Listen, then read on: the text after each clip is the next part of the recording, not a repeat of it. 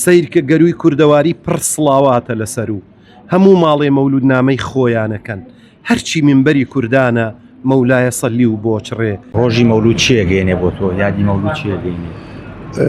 ڕۆژی مەولود بۆ من ڕێک ئەکاتە خۆش بۆنەیەک بۆ خۆشەویستی دەربڕین بۆ پێغەمبەری خوا صلی الله علیه وسلم، بۆنەیەک بۆ تازەکردنەوەی پەیمان بۆ ئەو پێشەوایە، بۆنەیەک بۆ خۆشویستن نوێکردنەوە بۆ ئازیزەی کە خۆیە فەرموێ کەسێک ئیمانی تەواو نابێگەر منی لە خۆی لە دایک و باوکی لە هەرچی خەڵکەیە خۆشتر نەوێ. مەولود بۆ منیانی چەترێکی کۆکەرەوەیە کە دەبێت کورد میلەتی ئێمە کە میلەتێکی بێقەوارە و بێدەوڵەت و بێ ئاڵایە خۆشەویستی پێغەمبەر صلی الله علیه وسلم کۆکەرەوەیە، دەبێت میلەتە کۆ بکاتەوە، نابێ بێتە هۆی جیاوازی و تەفرەقە و یەکتر تەبدیع و تەفسیقکردن و لە یەکتر خوێندن. ئەو بۆنەیە ئەبێ بۆنەیەکی کۆکەرەوە بێ بۆ کورد، ئەبێ هەموو کورد کۆ بکاتەوە، چون بە ئیمتیاز مەولود بۆنەیەکی کوردیانەیە.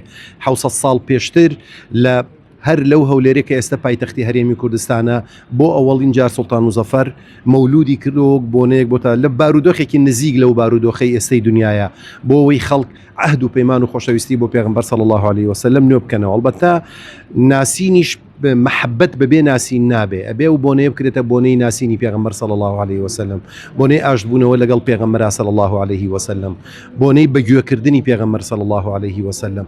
کورد کەلتور و میراتێکی دەوڵەمەنی هەیە لە خزمەت پێغەمبەری خوایە صلی الله علیه وسلم. شعری شاعرانی کورد من وتومە ئەو پارچەی هەرێمی کوردستان ئەو کوردستانەی ئێمە بەتەنیا و بەشە کرمانجیەکەشی ئەوەی کە پێوترێ شێوەزاری کرمانجی خوارو کە لە یەک دوو پارێزگایەکەوە بێتەوە هەر ئەو بەشەی ئەوەنەی سێ چوار میلەتی گەورەی مسلمان شعری بۆ خۆشەویستی پێغەمبەر هەیە صلی الله علیه وسلم. بۆیە کورد بە میراتێکی دەوڵەمەنەوە توانێت لە خزمەتی پێغەمبەری خوایە بێ. ئەوەی کە مەحوی دەربارەی پێغەمبەر وتوێتی صلی الله علیه وسلم کەس نەیوتووە، ئەوەی کە نالی وتوێتی کەس نەیوتووە، ئەوەی کە مەولەوی وتوێتی هیچ کەسێکی تر نەیوتووە، ئەوەی گەورە شاعرانی کورد و ئەولیاکان و شێخی شێخ عوسمانی بیارە، شێخ عومەری بیارە، مامۆستای مدەڕس، ئەو گەورە علامانەی کورد و تویانە سەرمایە و سەرۆتێکی گەورەیە کە نابێ استیغنای لێ بکرێ، ئەبێ لە بۆنەی خۆشەویستی دەربڕینا بۆ پێغەمبەری خوا صلی الله علیه وسلم، دەبێ پێغەمبەری خوا صلی الله علیه وسلم کۆمان بکاتەوە.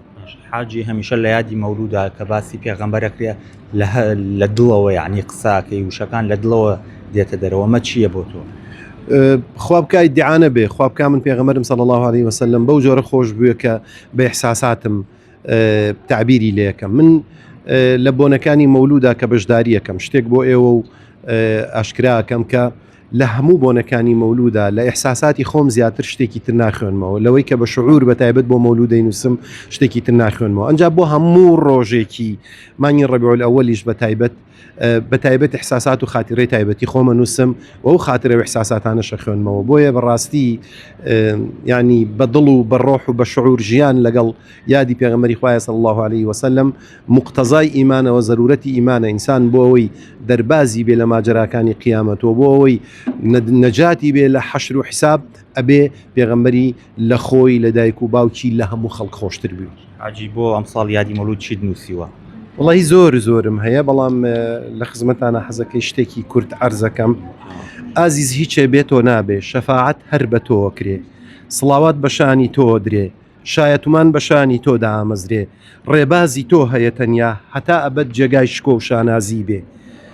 گەورە و ئازیز و سەروەرم سیرکە گەروی کوردەواری پڕ سڵاواتە لەسەر و هەموو ماڵێ مەولود نامەی خۆیانەکەن هەرچی منبەری کوردانە مەولایە سەلی و بۆچڕێ. گەورم بەخوا کوردی ئێمە پڕی دڵی تۆی خۆشە.